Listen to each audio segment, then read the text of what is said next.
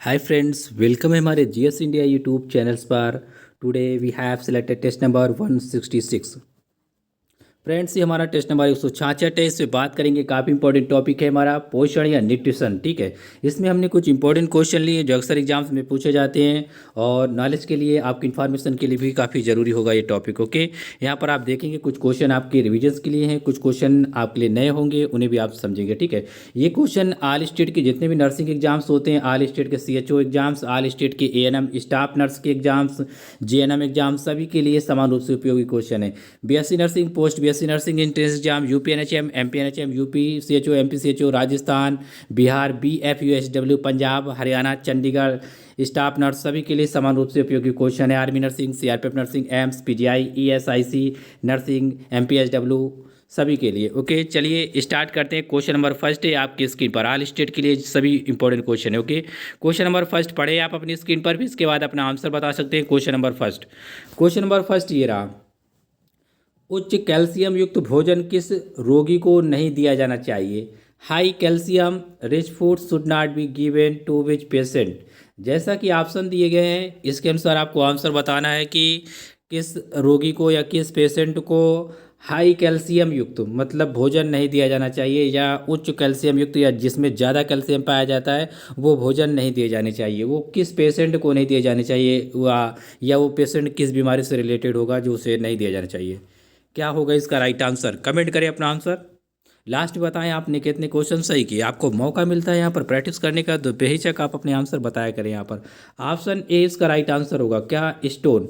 जिस पेशेंट को स्टोन होती है, क्या पथरी या स्टोन होती है, ठीक है, उसे हाई कैल्शियम युक्त भोजन नहीं देना चाहिए। क्यों नहीं देना चाहिए? क्योंकि जो स्टोन होता है ना, स्टोन, ये कैल्शियम से ही मिलके बनता है। किससे मिलके बनता है? कैल्शियम से मिलके बनता है। जब भी कोई भी पर्सन जिसे पथरी है, ठीक है, अगर वो हाई कैल्शियम युक्त या उच्च कैल्शियम युक्त भोजन करता है तो जो पथरी होती है ये क्या होती है? बढ़ने लगती है। क्या होती है? ये बढ़ने लगती है। ठीक है, क्योंकि जो कैल्शियम जो पथरी बनती है ना, वो कैल्शियम ऑक्सलेट की मोस्टली बॉडी में पाई जाती है। जो बॉडी में बनती है ना, वो कैल्शियम ऑक्सलेट की होती है पथरी। और जैसे कि कैल्शियम के जो भी सब्सटेंस होते हैं, जितने भी प्रकार के पत्थर होते हैं या स्टोन्स होते हैं, उसमें क्या होता है? कैल्शियम जरूर आवश्यक एक एलिमेंट्स के रूप में पाया जाता है। ठीक है, अगर बॉडी में वैसे तो कैल्शियम की काफ़ी मात्रा जरूरत होती है, लेकिन जिन व्यक्तियों को पथरी होती है, स्टोन होती है, उनके लिए घातक होता है। क्योंकि पथरी को क्या कर देता है? ये पथरी के साइज को, स्टोन के साइज को इंक्रीज कर देता है। ठीक है, मान लो पथरी बहुत छोटी है, तो अगर कैल्शियम युक्त भोजन ले रहा है वो बंदा, तो उसका क्या होगा? ये और बढ़ जाता है। ठीक है, बढ़ने लगता है, इंक्रीज होने लगता है, क्योंकि कैल्शियम क्या करता है? इसके ऊपर एक और लेयर बनाने लगता है। ओके, तो उम्मीद करता हूँ आप समझे होंगे इसके बारे में। चलिए चलते हैं नेक्स्ट क्वेश्चन पर।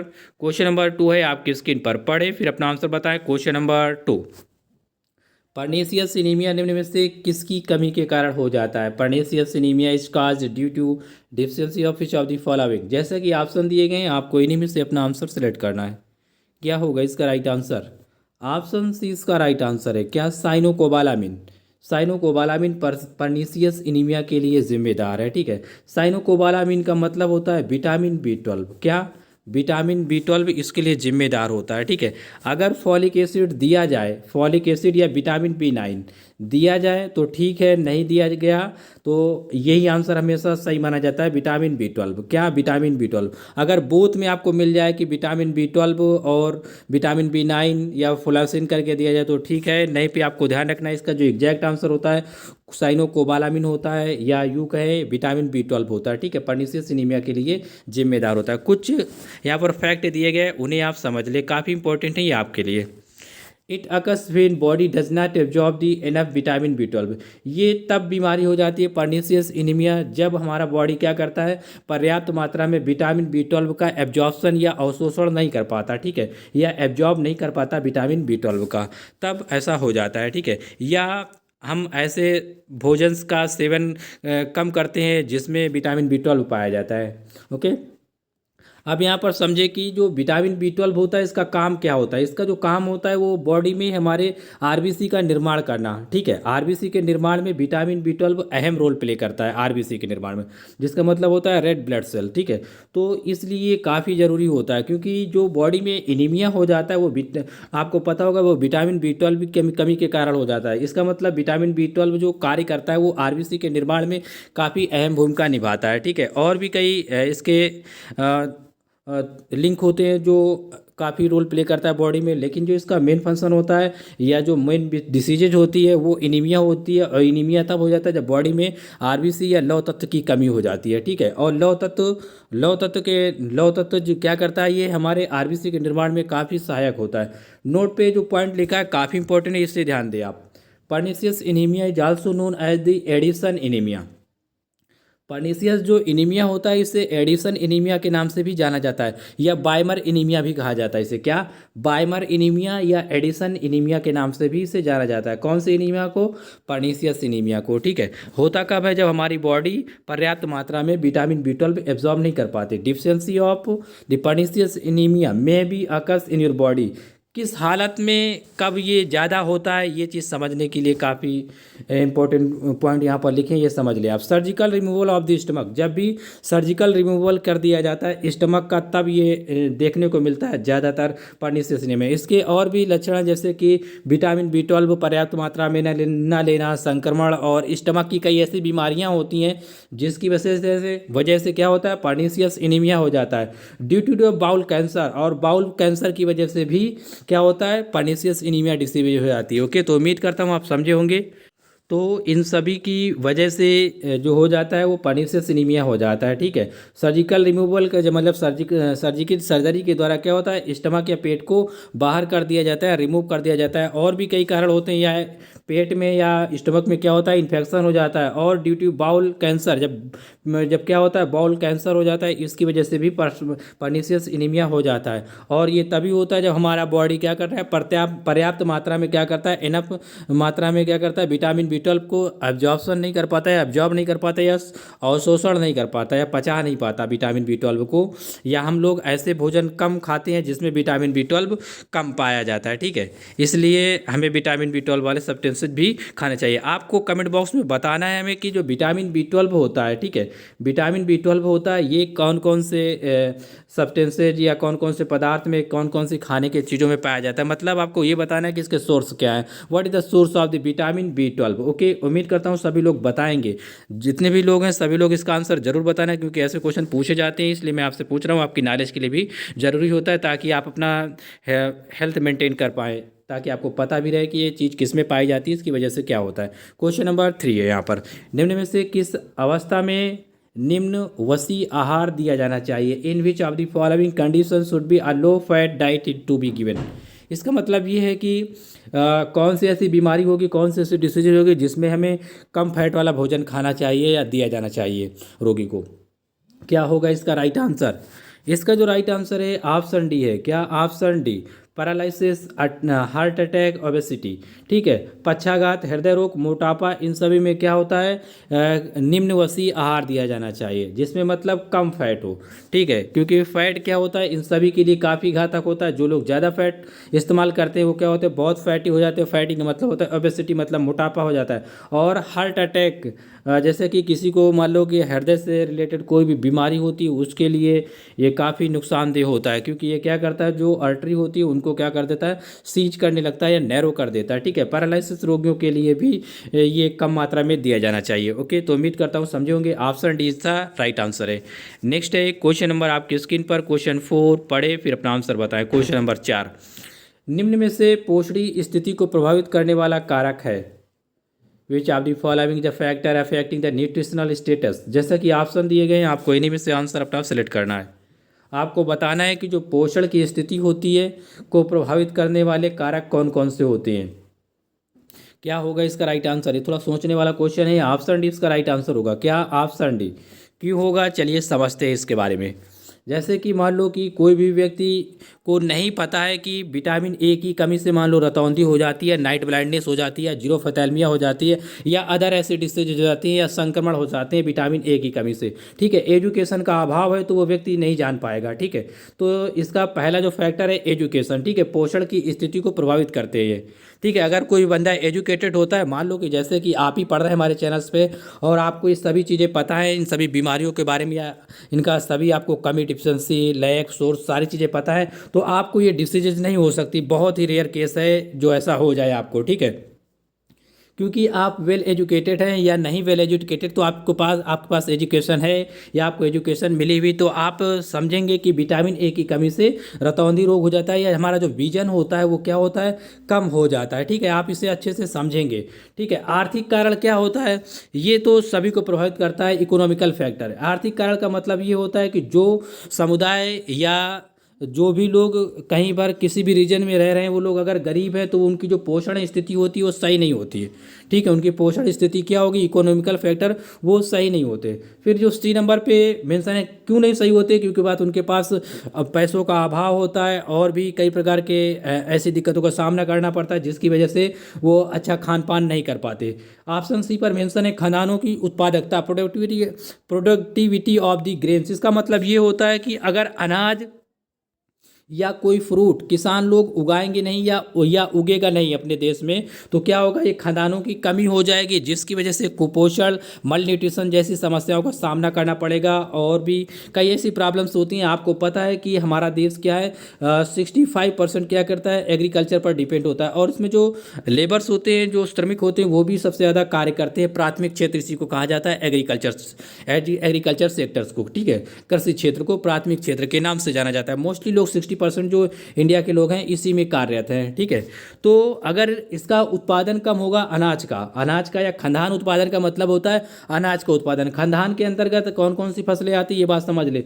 जैसे कि मान लो गेहूं हो गया, व्हीट हो गया, चावल, राइस, ये सारे हो गया, मक्का हो गया, ज्वार, बाजरा, ये सारी चीज़ें क्या है, खाद्यान्न के उत्पादन के अंतर्गत आती है। मान लो कि आप फलों को भी रख सकते हैं इसके अंतर्गत। ठीक है, फल, फ्रूट्स और भी कई सब्जी वगैरह, ये अनाज हो गया। ठीक है, अगर इसका उत्पादन कम होगा तो हमें ये सामान क्या है, बहुत महंगा मिलेगा। गेहूं, चावल क्या है, हमें बहुत महंगा मिलेगा। इसकी वजह से भी मल न्यूट्रिशन जैसी या कुपोषण जैसी समस्याओं का सामना करना पड़ सकता है। इसलिए ऑप्शन डी इसका राइट आंसर होगा। उम्मीद करता हूँ आप समझे होंगे सारी बातें जो भी मैंने डिटेल्स बताई। ज़्यादा आप वीडियो को स्किप ना किया करें।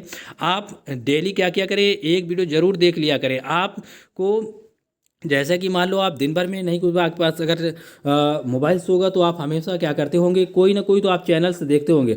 आपको 100 चैनल्स न्यूज़ के देखने से अच्छा है कि एक आप टीचर्स का वीडियो जरूर देख लिया करें। एक टीचर्स का, वो चाहे रेमडेसिविर के बारे में हो, या वो ऑक्सीजन के बारे में हो, चाहे वो वेंटिलेशन के बारे में हो, किसी के बारे में हो। ठीक है, आप एक टीचर्स का वीडियो देख लेंगे तो आपको नॉलेज में मिलेगा, आपका जो बेसिक स्ट्रक्चर्स है वो भी कंप्लीट होगा।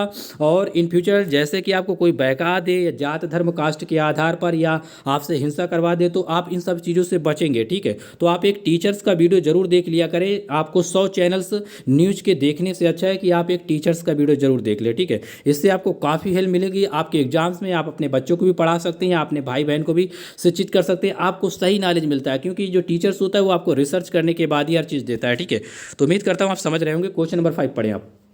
वृद्धावस्था में मुख्यतः किन खनिज तत्वों की कमी हो जाती है?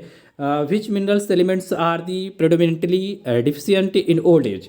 क्या होगा इसका राइट आंसर? कमेंट करें अपना आंसर, बताएं इसका राइट आंसर क्या होगा। इसका जो राइट आंसर होगा ऑप्शन ए होगा। क्या? Option A, calcium and iron. ठीक है, वृद्धावस्था में मुख्यतः किन खनिज तत्वों की या किस एलिमेंट्स या किस मिनरल्स की कमी हो जाती है? वो कैल्शियम और आयरन की कमी हो जाती है। ठीक है, आपने देखा होगा मोस्टली क्या होते हैं, जो बूढ़े लोग होते हैं ओल्ड एज में, बूढ़ा लोग क्या करते हैं, वो ये जैसे कि कैल्शियम होता है और जो आयरन होता है, इन पे ज़्यादा ध्यान नहीं दे पाते। वैसे भी बुढ़ापे में कौन ज़्यादा ध्यान दे पाता है, लेकिन फिर भी कुछ लोग जो ज़्यादा वेल एजुकेटेड होते हैं, जिनका इकोनॉमिकल स्टेटस ज़्यादा अच्छा होता है, ठीक है, वो सभी लोग इन सभी चीज़ों में ध्यान देते हैं। लेकिन फिर भी क्या होता है, होता है बुढ़ापे में मोस्टली ये कैल्शियम की कमी हो ही जाती है या आयरन की कमी हो जाती है। मोस्टली जो ज़्यादातर कमी होती है वो कैल्शियम की हो जाती है बुढ़ापा में, ठीक है। इसकी वजह से क्या होता है, बीमारी हो जाती है जिसका नाम है ऑस्टियोपोरोसिस होता है, ठीक है। ये ओल्ड एज और यंग एज में हो जाती है, मतलब जो बच्चे होते हैं, चिल्ड्रंस होते हैं, उनमें इसकी कमी हो जाती है, ठीक है, कैल्शियम की, और बूढ़े लोगों में, ठीक है। इसकी वजह से बीमारी कौन सी होती है, ऑस्टियोपोरोसिस होता है। इसका मतलब होता है जो डेंसिटी होता है हड्डियों का, बोन का, वो क्या होता है, कम हो जाता है। ओके, उम्मीद करता हूँ समझे होंगे। क्वेश्चन नंबर नेक्स्ट पढ़ें, फिर डिटेल्स में बात करते हैं। क्वेश्चन नंबर 6, क्वेश्चन नंबर 6 पे पूछा गया है कार्बोहाइड्रेट शरीर में किस रूप में संग्रहित रहता है, in what form is carbohydrate stored in body. क्या होगा इसका राइट आंसर, कमेंट करें अपना आंसर। ऑप्शन ए इसका राइट आंसर होगा ग्लाइकोजन। कार्बोहाइड्रेट जो हम लोग इस्तेमाल करते हैं, जैसे कि कार्बोहाइड्रेट से हमें क्या मिलता है, एनर्जी मिलता है, ठीक है। कई बार पूछा गया एग्जाम्स में, कार्बोहाइड्रेट से हमें क्या मिलता है, ऊर्जा मिलती है। हिंदी में ध्यान रखिए, इंग्लिश में इसे एनर्जी कहेंगे, ठीक है। कार्बोहाइड्रेट से हमें एनर्जी या ऊर्जा मिलती है। ये हम जब इसे इनटेक करते हैं या खाते हैं तो ये हमारे बॉडी में जाता है, ग्लाइकोजन के रूप में इकट्ठा हो जाता है या एकत्रित हो जाता है। ओके, यहाँ पर देख लें थोड़ी डिटेल्स इसके बारे में बता देते हैं आपको। नेक्स्ट क्वेश्चन पे, क्वेश्चन नंबर 7 पढ़ें, फिर इसके बाद यहाँ पर समझे इसके बारे में थोड़ा। ये लिखा है कि हार्मोन द्वारा ग्लाइकोजन को ग्लूकोज में बदला जाता है। Which hormones convert the glycogen to glucose. क्या होगा इसका राइट आंसर। कई बार बताया भी मैंने, ऑप्शन बी इसका राइट आंसर होगा। क्या, ऑप्शन बी ग्लूकेगॉन। किस हार्मोन द्वारा ग्लाइकोजन जो हमारी बॉडी में मतलब स्टोर्ड होता है, जैसे कि हम लोग कार्बोहाइड्रेट या फैट या कोई ऐसी चीज़ें इस्तेमाल करते हैं जिससे हमें एनर्जी मिलती है, तो वो क्या होता है, ग्लाइकोजन के रूप में हमारी बॉडी में स्टोर हो जाता है, ठीक है।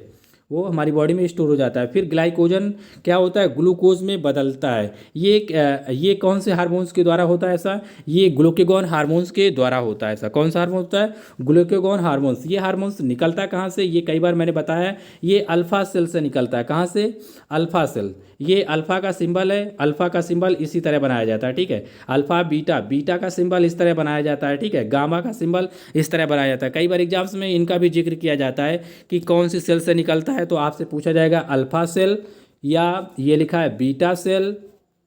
इन्हें आप बना लेना, बीटा सेल बी की तरह बनता है, अल्फा सेल ए की तरह बनता है, गामा सेल इस तरह बनता है वाई की तरह, ठीक है। तो ये अल्फा सेल से निकलता है, ठीक है। और बीटा सेल से मैंने बताया था कई बार आपको, इंसुलिन हार्मोन से निकलता है। कहाँ से, इंसुलिन हार्मोन से निकलता है बीटा सेल से। अल्फा सेल से कौन सा निकलता है, ग्लूकेगॉन हार्मोन से निकलता है। ग्लाइकोजन को ग्लूकोज में बदल देता है। ऑप्शन बी इसका राइट आंसर था।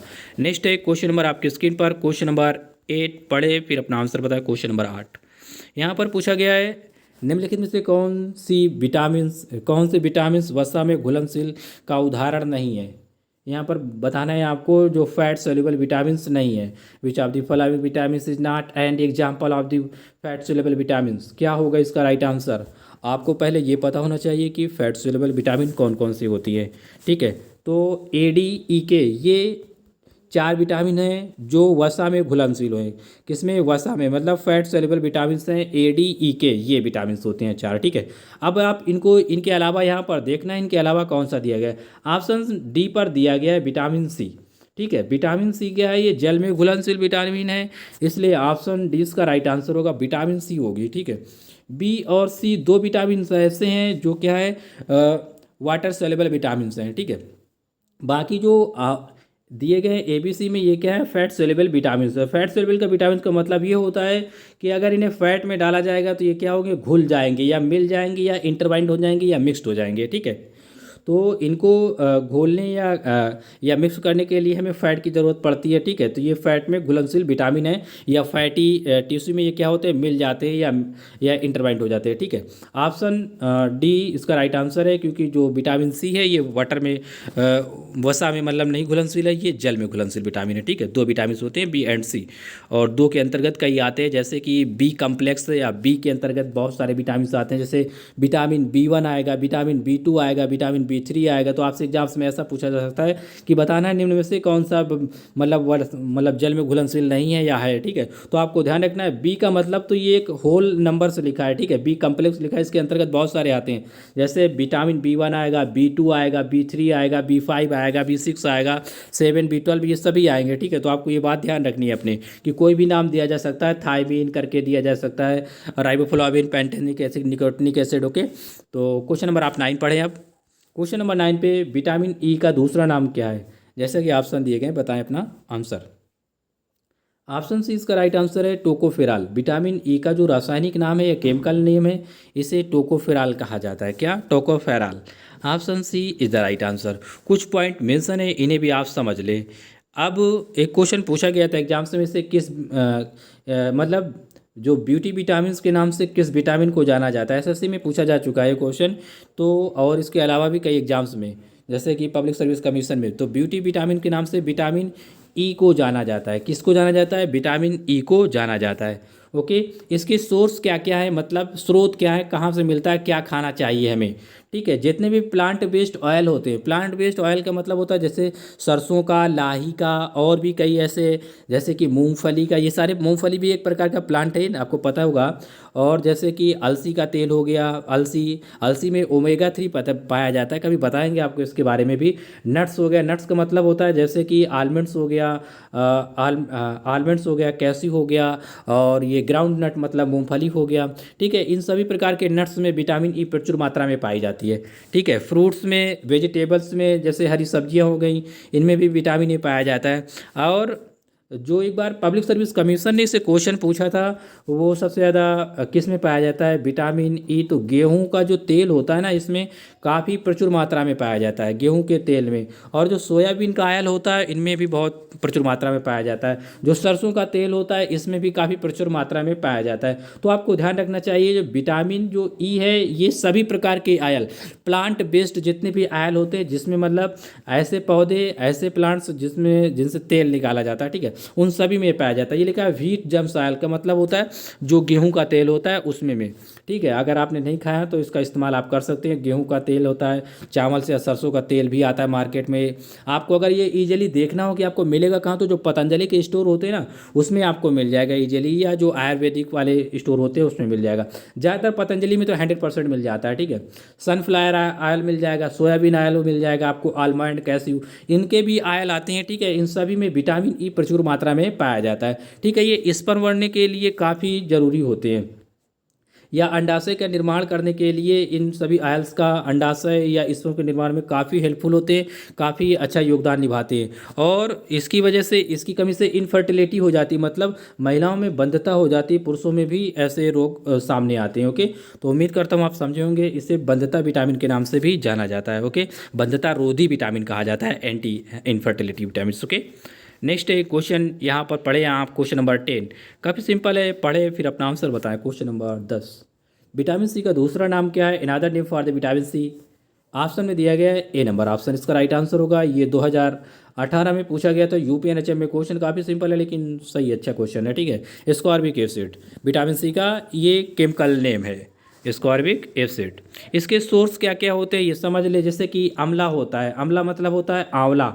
ठीक है। जैसे कि टमाटर हो गया, टमाटो हो गया, इस पर काफ़ी मात्रा में पाया जाता है। हरी जो मिर्च होती है, हरी मिर्च में विटामिन सी पाया जाता है काफ़ी मात्रा में। अमरूद होता है, और आंवला हो गया, अमरूद हो गया, टमाटर हो गया, और भी खट्टी चीज़ें जैसे कि लैक्टिक एसिड जिसमें पाया जाता है, उसमें विटामिन सी पाया जाता है। लैक्टिक एसिड का मतलब होता है जैसे कि दही में लैक्टिक एसिड पाया जाता है, इसमें भी विटामिन सी के सोर्स होते हैं। ठीक है। तो इसलिए ये काफ़ी इंपॉर्टेंट रोल प्ले करता है। ये हमारी बॉडी की इम्यूनिटी को भी बढ़ाता है। ठीक है। और ये बॉडी में हमारे स्टोर नहीं हो पाता, ये हमारे बॉडी में स्टोर नहीं हो पाता। जो भी विटामिन फैटी होते हैं वो हमारे बॉडी में स्टोर हो सकते हैं फैटी टिश्यू में जाके। ठीक है। फैटी लेयर में जाके वो हमारी बॉडी में स्टोर हो सकते हैं या हो जाते हैं। ठीक है। लेकिन जो वाटर सोल्यूबल विटामिन होते हैं हमारी बॉडी में ज़्यादा दिन तक नहीं रुक पाते। ठीक है। वाटर सोल्यूबल जो विटामिन होते हैं, ओके, जो बी सी यहाँ पर मेंशन है वाटर सोल्यूबल विटामिन है। खासकर जो विटामिन सी होता है इसको हमें डेली बेसिस पे ज़रूरत पड़ती है, डेली बेसिस पे हमें इसकी ज़रूरत पड़ती है विटामिन सी की। इसलिए हमें इम्यूनिटी बढ़ाने के लिए या अच्छे से बॉडी कार्य करे, त्वचा या घाव भरने के लिए, और भी कई इसके अहम रोल हैं। मैंने कई बार बताया भी डिटेल्स में, पिछले वीडियो भी आप देख सकते हैं इसके लिए।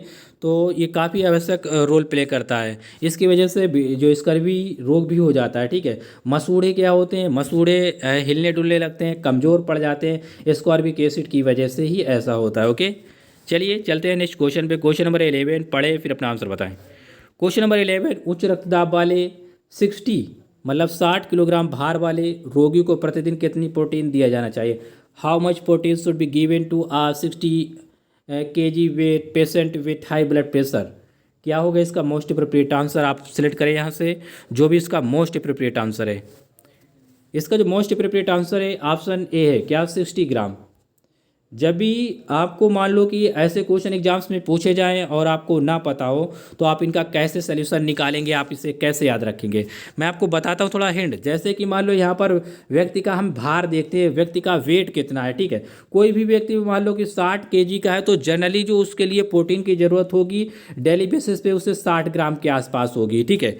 ये एवरेज है, मिनिमम, या मान ले कि इतना ज़िंदगी जीने के लिए ज़रूरी है, ठीक है। 50 किलो का व्यक्ति है तो उसको कम से कम 50 ग्राम प्रोटीन डेली ज़रूरत पड़ेगी, ठीक है। ये इसके लिए एवरेज है, ठीक है। आप ज़्यादा ले सकते हैं बॉडी बिल्डिंग के लिए, जो एथलेटिक्स होते हैं उनके लिए ज़्यादा ज़रूरत होती है, जो डेली बेसिस पे ज़्यादा हाई वर्क करते हैं उनके लिए ज़्यादा मात्रा में ज़रूरत होती है। लेकिन एक एवरेज पर्सन को लेके हमेशा क्वेश्चन पूछा जाता है, ठीक है।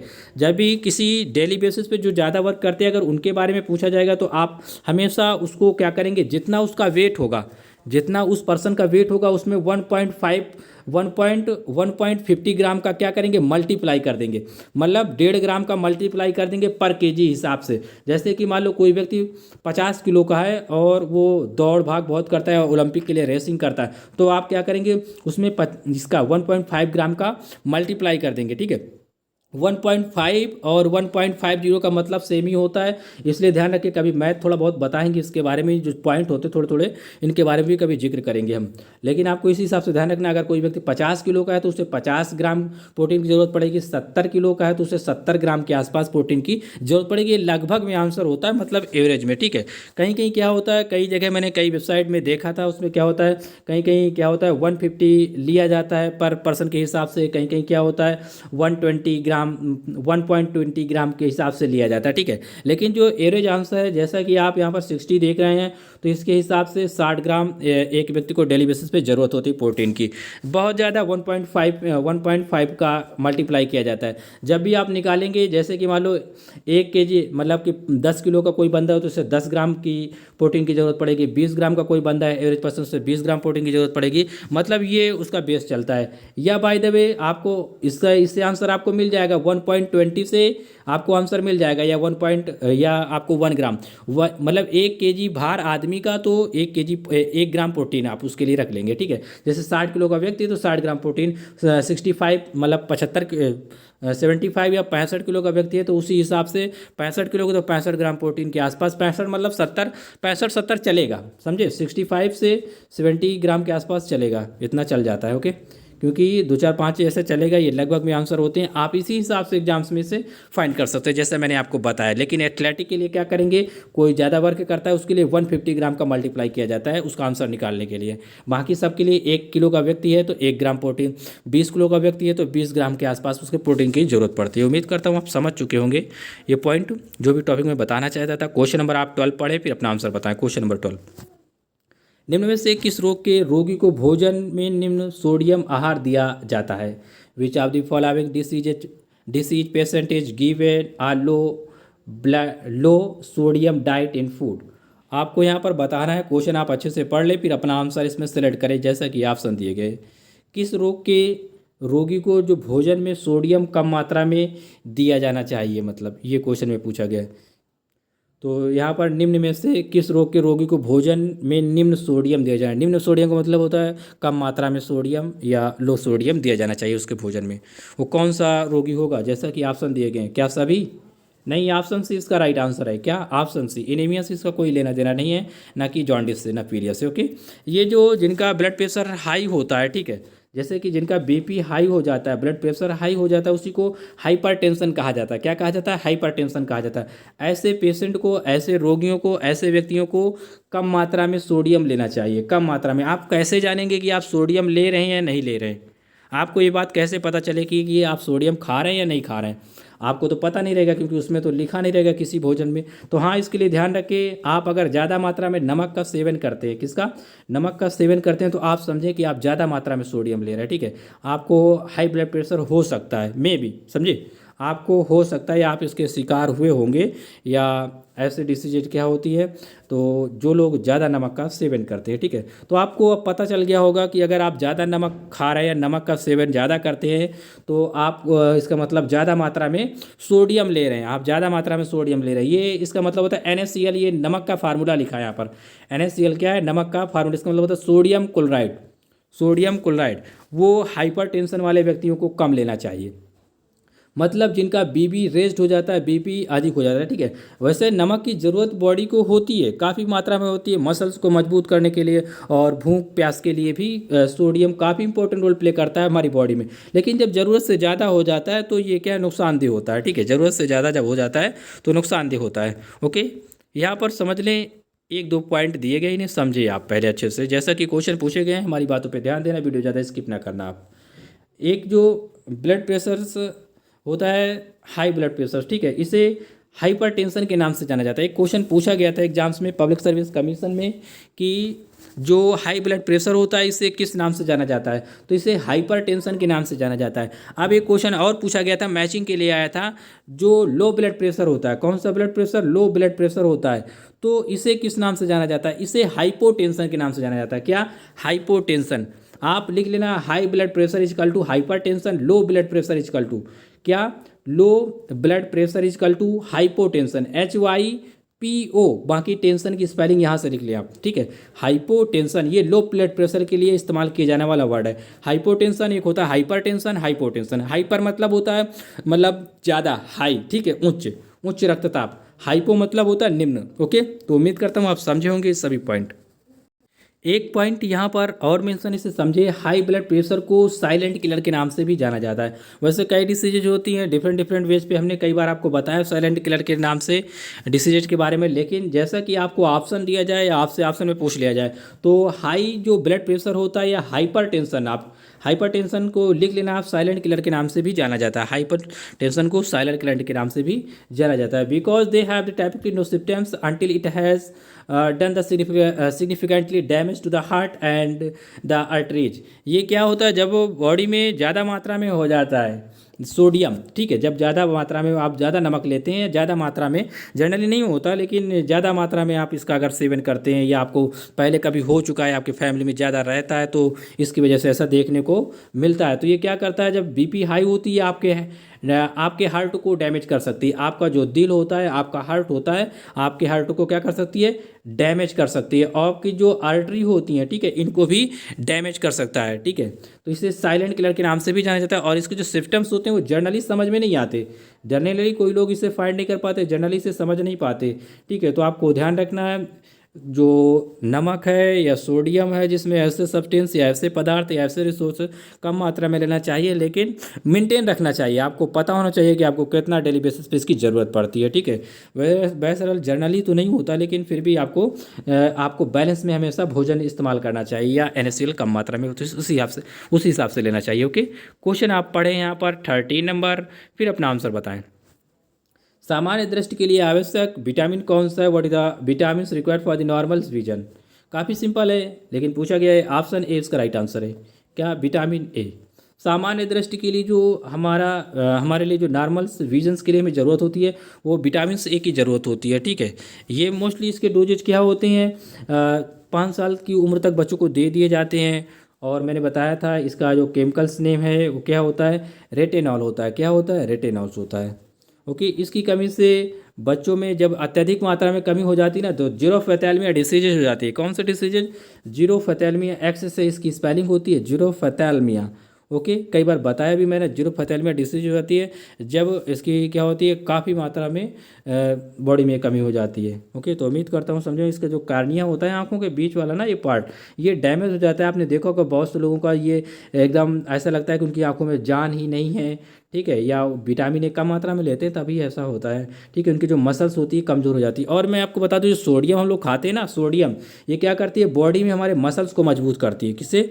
मसल्स, मतलब जो बॉडी होती है मसल्स को मजबूत करती है। अगर आप ज़्यादा मात्रा में सोडियम, बहुत ज़्यादा मात्रा में, अत्यधिक मात्रा में ले लेते हैं ना, तो आपको नींद कम आती है। क्या? ज़्यादा मात्रा में लेने से काफ़ी प्रॉब्लम्स होती है, ज़्यादा मात्रा में लेने से नींद कम आती है। तो आपने कई बार देखा होगा, जो बॉटल वॉटल मोस्टली पेशेंट को चढ़ाई जाती है, उसमें क्या होता है? सोडियम जरूर होगा उसमें, सोडियम जरूर होता है, क्योंकि क्या होते हैं लोग कमज़ोर पड़ जाते हैं बहुत काफ़ी मात्रा में, लोग क्या होते हैं वीक हो जाते हैं, उनकी मसल्स अच्छे से कार्य नहीं करती, तो इसलिए उनको Na चढ़ाया जाता है, मतलब सोडियम, ठीक है। वो बॉटल कोई भी हो सकती है जिसमें जिसमें सोडियम पाया जा सकता है। देखा होगा आपने, अगर हॉस्पिटल में आप ड्यूटी करते होंगे तो बहुत सी बोडियम होती है जिसमें सोडियम क्लोराइड, सोडियम हाइपोक्लोराइड ऐसे करके लिखा होता है, ठीक है। तो इसका मतलब होता है बॉडी उनका अच्छे से मेंटेन हो जाए, उन्हें भूख लगे, प्यास लगे और उनके मसल्स वगैरह के हैं थोड़े मजबूत हो जाए, इस वजह से भी ये दिया जाता है।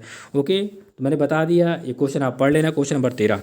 नेक्स्ट क्वेश्चन है, क्वेश्चन आपकी स्क्रीन पर क्वेश्चन नंबर 14, पढ़े फिर अपना आंसर बताएं। निम्न में से कौन सा विटामिन रक्त का थक्का जमाने में सहायक होता है? Which of the following vitamin is helpful in blood clotting? क्या है इसका राइट आंसर? ऑप्शन सी इसका राइट आंसर है विटामिन के, ठीक है। विटामिन के ये रक्त के थक्का जमाने के लिए सहायक होता है। अब बात करते हैं, जैसे कि एक प्रोटीन की जब बात करें, जैसे कि यहाँ पर बात किया गया विटामिन के बारे में, तो विटामिन के बताएंगे, क्या विटामिन के बताएंगे। अगर प्रोटीन के बारे में बात करेंगे तो एक प्रोथ्रोम्बिन विटामिन होता है, थ्रोम्बिन और प्रोथ्रोम्बिन, ठीक है। थ्रोम्बिन होता है या प्रोथ्रोम्बिन ये प्रोटीन्स होते हैं, ठीक है, जो हमारे ब्लड में पाए जाते हैं। ये क्या करते हैं, हमारी बॉडी में रक्त का थक्का जमाते हैं, ठीक है। इस रक्त के थक्का जमाने में जो सहायक विटामिन होता है वो विटामिन के होता है, ये इसके कॉम्बिनेशन में या क्लॉटिंग में हेल्पफुल होता है या हेल्प करता है। जैसे कि थ्रोम्बिन प्रोटीन होता है, थ्रोम्बिन, प्रोथ्रोम्बिन, फाइब्रिनोजन, ठीक है। ये तीन ऐसे प्रोटीन्स होते हैं जो ब्लड के थक्का या ब्लड क्लॉटिंग में हेल्पफुल होते हैं, थ्रोम्बिन, प्रोथ्रोम्बिन और फाइब्रिनोजन प्रोटीन। तो ये जो विटामिन के हम जो सब्जियों के माध्यम से या अदर किसी भी माध्यम से हम लोग लेते हैं ना, तो ये क्या करते हैं, प्रोथ्रोम्बिन या थ्रोम्बिन में जाके इंटरवाइंड हो जाते हैं और क्या करते हैं, रक्त का थक्का जमाने में सहायता करते हैं, ठीक है। ये क्या करते हैं, सहायता करते हैं। तो उम्मीद करता हूँ समझे होंगे। इसका केमिकल नेम आप समझ लें यहाँ पर, क्योंकि केमिकल नेम पूछा जा चुका है एग्जाम्स में, इसके डिफरेंट डिफरेंट टाइप के केमिकल्स नेम है। यहाँ पर ये देख ले, केमिकल नेम है विटामिन के, ये लिखा है ये लिखा है फिलिक्लोक्यूनैन, ठीक है। क्यूनैन ये लिखा है लास्ट में, फिलिक्लोक्यूनैन। और ये लिखा है नेप्टोक्यूनैन, ये लिखा है मिनेक्यूनैन, फिर लिखा है फाइटोनेडियन। ये सभी केमिकल्स नेम विटामिन के हैं। किसके हैं? केमिकल नेम सभी विटामिन के हैं। तो आपको ये सभी विटामिन की जो केमिकल्स नेम है आपको आना चाहिए। एग्जाम्स में ज़्यादातर जो एग्जाम्स में क्वेश्चन पूछे जा चुके हैं फिलिक्लोक्यूनैन और नेफ्टोक्यूनैन को लेकर पूछा जा चुका है कि विटामिन के का जो रासायनिक नाम है क्या होता है। पब्लिक सर्विस कमीशन में 2-3 बार आ चुके हैं मैचिंग करने के लिए, तो ध्यान रखना है। फिलिक्लोक्यूनैन, नेफ्टोक्यूनैन ये विटामिन के ही केमिकल नेम है, अदर विटामिन के नहीं, इसी के हैं, ठीक है। और ये लिखा है मिनेक्यूनैन और ये लिखा है फाइटोनेडियन, ठीक है। ये सभी 1, 2, 3, 4 ये चारों विटामिन के ही केमिकल नेम है। तो उम्मीद करता हूँ अगर आपके लिए नए हों तो इन्हें आप ज़रूर लिख लेना। यहाँ पर आपको सभी मिल गए, ये आप ज़रूर लिख लेना, ठीक है। मिनेक्यूनैन, फ्लिक्नोक्यूनैन, नेफ्टोक्यूनैन, फाइटोनाडाइन, ओके, ये सभी लिख लेना आप। ये सभी विटामिन के ही केमिकल नेम है। और विटामिन जो के है ये सबसे ज़्यादा मात्रा में किस में पाया जाता है? जो ग्रीन लीफी वेजिटेबल्स होती हैं, लीफी वेजिटेबल्स का मतलब होता है हरे पत्तेदार सब्जियाँ, इसमें विटामिन ए और विटामिन के बहुत ज़्यादा मात्रा में पाया जाता है। जब स्पेशली क्वेश्चन विटामिन के को लेके पूछा जाता है तो पालक पत्ता इस्तेमाल किया जाता है, ठीक है, ऑप्शन में। तो पालक पत्ते में काफ़ी ज़्यादा मात्रा में पाया जाता है, या यूँ कहें कि हरे पत्तेदार सब्जियां में या ग्रीन लीफी वेजिटेबल्स में पाया जाता है विटामिन के पर्याप्त मात्रा में। उम्मीद करता हूँ समझे होंगे। नेक्स्ट क्वेश्चन है लास्ट लेक्चर्स का। यहाँ पर पूछा गया है किस अंग द्वारा वसा को तोड़कर कोलेस्ट्रॉल में बदला जाता है? By which organ is fat broken down and converted into the cholesterol? इसका मोस्टली लोगों ने सही आंसर दिया था। ऑप्शन इसका राइट आंसर होगा क्या? यकृत या लीवर। जो वसा को तोड़कर कोलेस्ट्रॉल में बदला जाता है वो किस अंग के द्वारा, किस ऑर्गन के द्वारा बदला जाता है? यह हमारा इंटरनल ऑर्गन्स होता है, लीवर, ठीक है। ये बॉडी का लार्जेस्ट ऑर्गन्स होता है, इंटरनल लार्जेस्ट ऑर्गन। तो ऑप्शन ए इसका राइट आंसर होगा क्या? यकृत के द्वारा। कुछ पॉइंट मेंशन है यहाँ पर, इन्हें आप समझे कि कोलेस्ट्रॉल क्या होता है, ठीक है। एक पॉइंट बनता है, क्वेश्चन है कि कोलेस्ट्रॉल क्या होता है, पढ़ तो लिए, जानना तो जरूरी है ना कि कोलेस्ट्रॉल होता क्या है। ये एक प्रकार का वैक्सी फैट लाइक सब्सटेंस होता है। वैक्सी फैट लाइक सब्सटेंस का मतलब होता है कि जो वसा होती है ना, वसा की तरह एक प्रकार का ये क्या है, एक पदार्थ होता है, ठीक है, जो हमारी ब्लड सेल्स में पाया जाता है, ठीक है। That is found in the all cells of the our body, ये हमारी बॉडी की जितनी भी कोशिकाएं होती हैं सभी में ये पाया जाता है। क्या? कोलेस्ट्रॉल एक प्रकार का क्या है? पदार्थ है। कैसा है? वैक्सी या फैटी। फैटी मतलब होता है वसी है, ठीक है। ये हमारी बॉडी के सभी सेल्स में पाया जाता है। Our body needs some cholesterol to make hormones, हमारा बॉडी को ज़रूरत पड़ती है कुछ कोलेस्ट्रॉल की, जैसे कि हार्मोन्स बनाने के लिए और विटामिन डी के निर्माण में।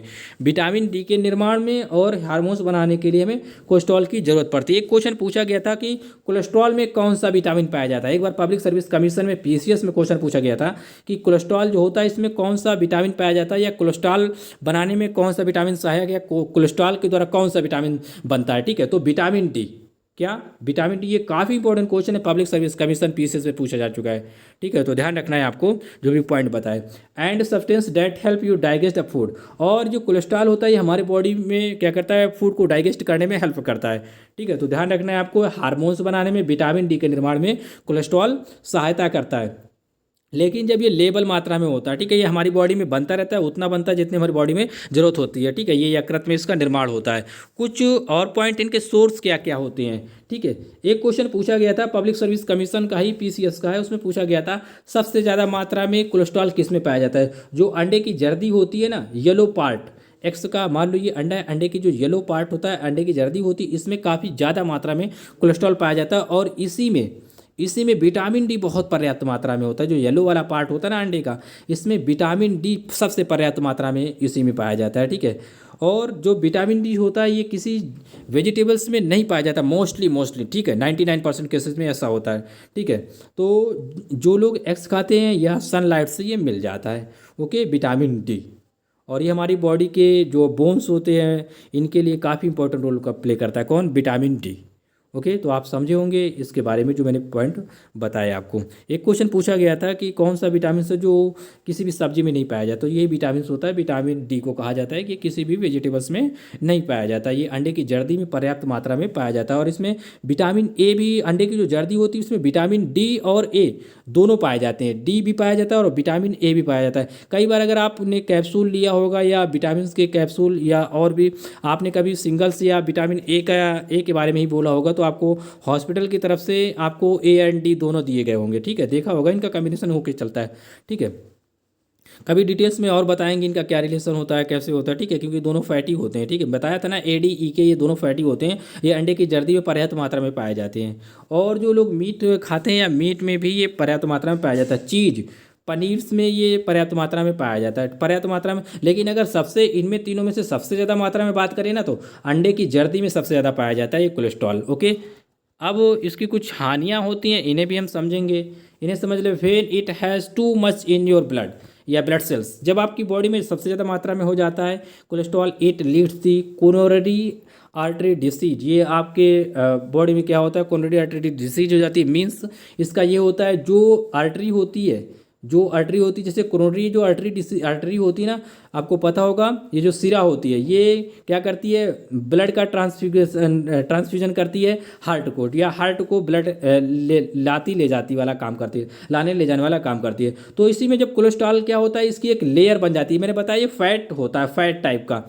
कैसा होता है? फैटी होता है, वैक्सी होता है, मतलब चिपचिपा टाइप का होता है, और फैट जैसा होता है, ठीक है। फैट आपने देखा होगा, नहीं देखा होगा तो देख लेना। जो वनस्पति तेल होता है या जो डालडा होता है, ये एक तरह का फैट होता है, ठीक है। तो यही फैटी टाइप में क्या होता है, जो आपकी ब्लड की सेल्स होती हैं इन्हीं में ये जम जाता है। क्या होता है? इन्हीं में जम जाता है। मान लो कि ब्लड सेल की ये चौड़ाई है, ये मान लो एक ब्लड सेल है और इसी में ये यहाँ पर जम गया, ठीक है, या लेयर बना लिया। तो जो ब्लड जहाँ से सप्लाई हो रहा था, ब्लड जो जा रहा था ना, तो इसके लिए कम जगह बचेगी। क्या होगा? कम जगह बचेगी। तो इसी वजह से ये नैरो हो जाती हैं, ब्लॉकेज हो जाती हैं आर्टरी। तो हार्ट को क्या होता है? ज़्यादा धक्का देना पड़ता है ब्लड को यहाँ से ट्रांसपोर्टेशन करने के लिए। ब्लड को क्या होता है? अधिक जोर लगाना पड़ता है। तो ऐसे लोग क्या होते हैं, इनको लोगों को हंफी बहुत आती है, हाँफ जाते हैं किसी भी कार्य को करने के बाद क्या होता है? हाँफ जाते हैं। और जो कोलेस्ट्रॉल की मात्रा ज़्यादातर देखी जो जाती है, वो ज़्यादातर फैटी लोगों में देखी जाती है। जो लोग ज़्यादा मोटे होते हैं ना, उनमें कोलेस्ट्रॉल की मात्रा ज़्यादा होती है। इसका मतलब जो कोरोनरी आर्टरी होती है वो क्या होती है? ब्लॉकेज हो जाती है, या थोड़ा से दौड़ने पर या थोड़ी सी मेहनत करने पर उनके ये क्या होते हैं, नैरो हो जाते हैं या ब्लॉक हो जाते हैं। मतलब ये एक आर्टरी गई है, एक समझ लें आप इमेज में कि मान लो ये एक आर्टरी गई है, इसी में कोलेस्ट्रॉल जम गया, ठीक है, कोलेस्ट्रॉल की एक लेयर जम गई। कोलेस्ट्रॉल इसी वजह से जम जाता है क्योंकि फैटी होता है, वैक्सी होता है। वैक्सी मतलब होता है चिपचिपा टाइप का थोड़ा होता है, ठीक है। जब ये जम जाएगा और ये पतली, तो आपको पता है आर्टरी कितनी पतली होती है, ठीक है। जब आर्टरी बहुत सी पतली भी होती है और इसमें ये आधा इसी ने मतलब घेर लिया जगह, तो जब इससे ब्लड जाएगा ना, जब हार्ट को पंप करना होगा ब्लड ना, तो इसी से जब जाएगा वो यहाँ से निकलेगा, तो उसको हार्ट को बहुत ज़्यादा ताकत लगानी पड़ती है। हार्ट को बहुत ज़्यादा ताकत लगानी पड़ती है, इस वजह से ये आर्टरी तक डैमेज हो जाती है और हार्ट अटैक डैमेज हो जाते हैं, ठीक है। हार्ट अटैक डैमेज हो जाते हैं और इनको हाफी और भी कई प्रॉब्लम्स होती है। हार्ट डिसीज इन्हीं को ज़्यादा हो जाती है जिनके अंदर कोलेस्ट्रॉल की मात्रा ज़्यादा हो जाती है, उनके वेन आर्टरी में ये जम जाता है, ठीक है। तो उम्मीद करता हूँ जो कोलेस्ट्रॉल से प्रभावित होने वाला पार्ट होता है ज़्यादातर वो हार्ट प्रभावित होता है। क्या? हार्ट प्रभावित। बॉडी के लिए आवश्यक भी है लेकिन ज़रूरत से ज़्यादा भी नुकसानदायक है। Excess of everything is bad. आपको पता होगा इंग्लिश में एक कहावत है, excess of everything is bad, ठीक है। अधिकता हर चीज़ की बुरी होती है, ठीक है। तो आप जान चुके होंगे कि कोलेस्ट्रॉल क्या होता है। एक प्रकार का फैटी या वैक्सी सब्सटेंसेज होता है जो हमारी बॉडी के प्रत्येक कोशिकाओं में पाया जाता है। क्यों पाया जाता है? ये विटामिन डी का निर्माण करता है और हार्मोन्स का निर्माण करता है, ठीक है। जरूरत से ज़्यादा हो जाने पर क्या होता है, जो कोरोनरी आर्टरी होती है ये क्या करती है, हृदय से रक्त का आदान प्रदान करती है, ठीक है। तो इसी को क्या करता है, इसी को नहीं, बॉडी के और भी अदर पार्ट को, लेकिन क्या करता है मोस्टली ज़्यादातर इसी को प्रभावित करता है, ठीक है। यही प्रभावित होती है क्योंकि ब्लड का आदान प्रदान होता है हार्ट से, इससे तो हार्ट को ज़्यादा पंप करना पड़ता है, ज़्यादा ताकत लगानी पड़ती है ज़रूरत से ज़्यादा। ओके, नेक्स्ट है क्वेश्चन नंबर 16 आपके स्क्रीन पर, ये आपके लिए क्वेश्चन है। क्वेश्चन नंबर 16, राष्ट्रीय पोषण संस्थान कहाँ स्थित है? Where is the national institute of the nutrition located? ये हाल ही के एनएचएम एग्जाम्स में क्वेश्चन पूछा जा चुका है। ये वैसे भी ये एग्जाम्स में कई बार क्वेश्चन उठाया जा चुका है। नर्सिंग एग्जाम्स के अलावा भी SSC, army, police, public service commission में उठाया जा चुका है ये, लेकिन अभी हाल ही में एनएचएम में पूछा गया था नर्सिंग एग्जाम में क्वेश्चन, तो इसलिए काफ़ी इंपॉर्टेंट क्वेश्चन है। सभी लोग इसका आंसर जरूर बताएंगे कमेंट बॉक्स में। ओके, वीडियो आपको कैसा लगा कमेंट बॉक्स में ज़रूर बताएं और चैनल पर नए से सब्सक्राइब करना, लाइक करना ऐसे नॉलेजेबल वीडियो देखने के लिए, क्योंकि हम डेली एक टेस्ट सीरीज अपलोड करते हैं, इसलिए आप इसे ज़रूर सब्सक्राइब करना, ठीक है। सब्सक्राइब करेंगे, इससे हमें मोटिवेशन मिलता है ताकि आपको नोटिफिकेशन मिलता रहेगा। आपको आप अगर किसी भी न्यूज़ चैनल्स को देखते तो इससे बेहतर है कि आप किसी एक टीचर्स का चैनल से देख लिया करें, ठीक है। इससे आपको नॉलेज भी मिलेगी, आपके माइंड भी फ्रेश होगा। आप जितनी भी बीमारियां होती हैं, जो भी नॉलेजेबल आपके लिए जानकारी होती है, सभी ये जितना भी एजुकेशन नर्सिंग से रिलेटेड होता है खासकर आपके लिए ज़्यादा जानकारी प्रोवाइड करता है। आपको रोगों से लड़ने में जो भी जानकारी है, कैसे हम इनसे बच सकते हैं, किस प्रकार से ये रोग हमें प्रभावित करते हैं, इन सभी के बारे में आपको बताता है। इसलिए आप 100 चैनल जरूर न्यूज़ के देख लें, लेकिन उनसे बेहतर है कि आप कोई एजुकेशनल टीचर्स का चैनल से देख ले। जरूरी नहीं कि हमारा देखें, मतलब आपको जिनका भी अच्छा लगे उसका देखें, लेकिन आपके लिए नॉलेज ज़रूरी है, एजुकेशन ज़रूरी है, ठीक है। ना कि आप बैठ के वहाँ पर दंगल देखें न्यूज़ चैनल्स के, ठीक है। तो इससे अच्छा है आप ज़रूर एक वीडियो ज़रूर देख लिया करें, 30 मिनट 40 मिनट का। जितना आप ज़्यादा टाइम देंगे वो चीज़ आपके अंदर उतनी ज़्यादा इंक्रीमेंट होती है, इंक्रीज होगी। ओके, तो मैं अपनी वाणी को यहीं से विराम देता हूँ। उम्मीद करता हूँ वीडियो आपको अच्छा लगा होगा। Thanks for watching friend, thank you, bye bye, take care.